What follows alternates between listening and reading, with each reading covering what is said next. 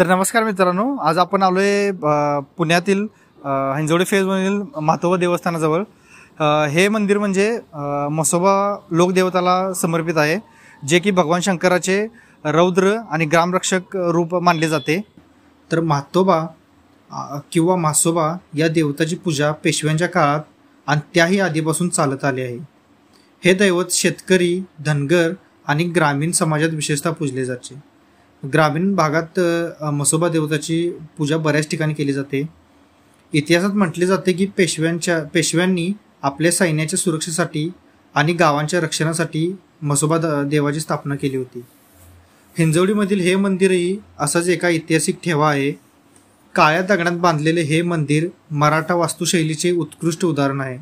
जाड दरवाजे, उंच चौकट आणि मंदिराजवळचा तटबंदीचा भास देणारा परिसर तुम्हाला पेशवाई काळाची आठवण करून देतो।